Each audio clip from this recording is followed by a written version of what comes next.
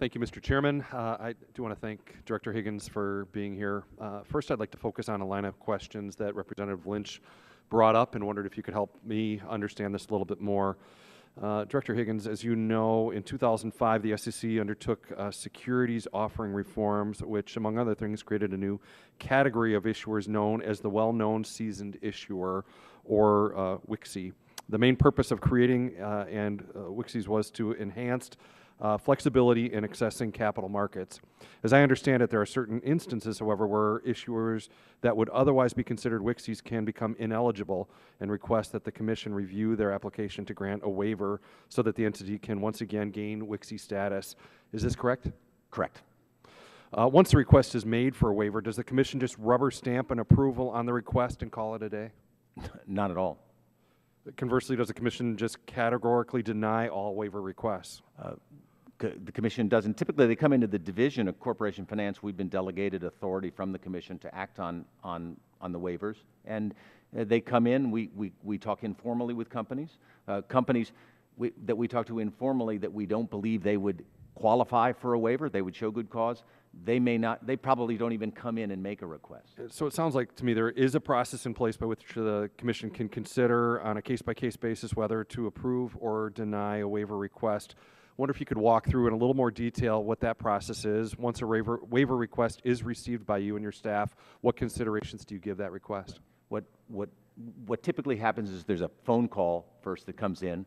Our Office of Enforcement Liaison speaks with the company about the particular facts and circumstances and try to understand better whether it's totally out of the question that they would get a waiver or whether they would present a plausible case. If they think it's worth presenting a case, the company would submit a letter where they would focus on the factors that we lay out in our public guidance on when we will grant WICSI waivers, and they'll put their case forward. At that point, we will go back and forth with the letter on them, ask them questions about it, and if we're satisfied that they have made the case, we would recommend granting a waiver. The Commission can always decide to take the authority away, to decide it on its own, and occasionally they've done that. The Royal Bank of Scotland is a good example, but we do have delegated authority, and we would grant the waiver if we believe they met the applicable standard. Thank you. So it sounds like it's a thoughtful process and not something, to me, it sensed it was being characterized as something different. Right. As I hear more, it sounds like it is a process that does work.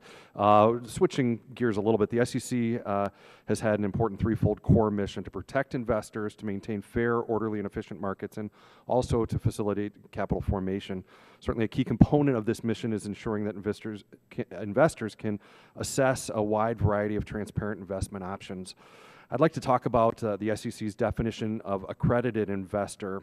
This determines which investors, those deemed sophisticated, can access a wider variety of investment options. Unfortunately, I think this definition has not been significantly updated since it was first promulgated back in 1982.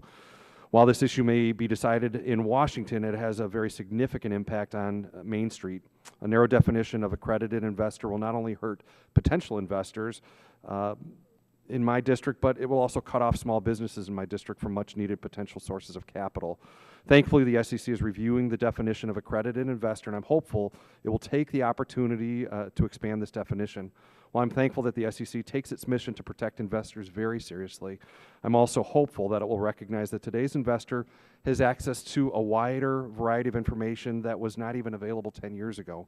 So my question, Director Higgins, is as follows. Linking the definition of accredited investor purely to income or net worth is an antiquated and counterproductive measurement. As you may be aware, the United Kingdom recently added 2 additional ways that one may be an accredited investor, whereby a person who does not meet the income net worth requirements would take a test or show through education or advanced degree that they would be able to assume the risks involved in investing in non-public securities. I wondered, is the division considering an educational component as you begin to update the definition of an accredited investor? We are, as part of our review of the accredited investor definition. We are.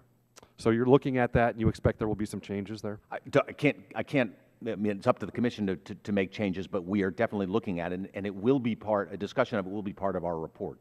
Good. And there is an understanding, recognition how this does impact Main Street and our constituents as well, and how very different access to information is now than it's ever been before. Right. I mean, and again, we'll get comments, I'm sure, from on both sides of the issue, but we do understand the importance. Well, again, thank you for being here. My time has expired. I yield back, Chairman. Thank you. The gentleman